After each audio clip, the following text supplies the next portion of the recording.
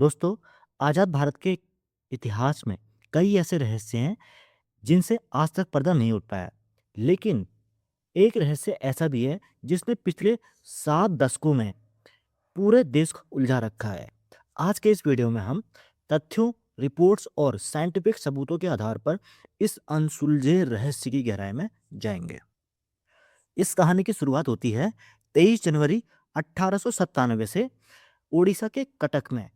एक संपन्न परिवार में जन्मे सुभाष चंद्र बोस बचपन से ही बाकी बच्चों से अलग थे। उनके अंदर देशभक्ति की ज्वाला तब धधक उठी जब उन्होंने देखा कि कैसे ब्रिटिश अधिकारी क्या है, भारतीयों के साथ जानवरों जैसा व्यवहार करते हैं। अब क्या है ना, उनके पिता चाहते थे कि उनका बेटा बड़ा साहब बने, ठीक। लेकिन क्या है, और उन्होंने क्या करा, उस इस चक्कर में उन्होंने परीक्षा भी पास करी, बल्कि उन्होंने चौथी रैंक भी हासिल करी। लेकिन उनके खून में तो आज़ादी का जुनून था। उन्होंने अपनी आरामदायक नौकरी को लात मारते हुए भारत क्या है वो लौट आए। अब भारत आकर के है ना, वो कांग्रेस से जुड़े। उनका रास्ता गांधी जी के अहिंसा के रास्ते से अलग था, बिल्कुल सा। और क्योंकि वो जानते थे कि भीख मांगकर आज़ादी तो मिलने से रही, उसे छीनना पड़ता है, वो जानते थे।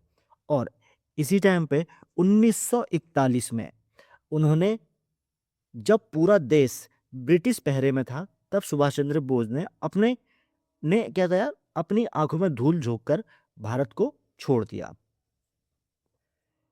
वो जर्मनी पहुंचे और उन्होंने क्या है, हिटलर से मुलाकात की और उन्होंने आंखों में आंखें डालकर उनसे मदद मांगी। यहीं से उनका नाम उनको क्या मिला, नेताजी नाम उनको यहीं से मिला।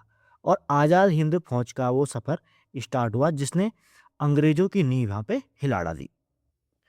और इसी क्रम में फिर आता है वो मनहूस दिन, 18 अगस्त 1945। दूसरे विश्व युद्ध में जापान हार रहा था। नेताजी को सुरक्षित जगह पहुंचाना जरूरी था। ताइहोकू यानी कि ताइवान एयरपोर्ट से उन्होंने विमान में उड़ान भरी और कुछ ही मिनटों में वो आग का गोला बनकर नीचे गिर गए। लेकिन क्या सच में उनकी मौत हुई थी? अगर हुई थी तो उनकी अस्थियां भारत क्यों नहीं लाई गई? अगर नहीं हुई तो वो गए कहाँ? सालों बाद अयोध्या की गलियों में एक रहस्यमयी सन्यासी देखा गया। लोग उन्हें गुमनामी बाबा के नाम से जानते थे। यहाँ पे बात की जाए, शाहनवाज कमेटी और खोसला कमीशन ने कहा कि उनकी मौत हो गई है। लेकिन 1999 में मुखर्जी कमीशन ने सबको चौंका दिया। उन्होंने कहा कि जो ताइवान में उस दिन कोई विमान हादसा ही नहीं हुआ था। सोचिए, 50 सालों तक जो हमें सच पिलाया गया वो एक बड़ा झूठ भी हो सकता था।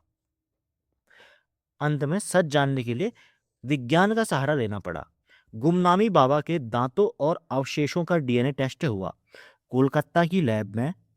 जब रिपोर्ट आई, उसने करोड़ों लोगों का दिल तोड़ दिया। डीएनए मैच नहीं हुआ। तो दोस्तों, आज की अंतिम समीक्षा क्या है?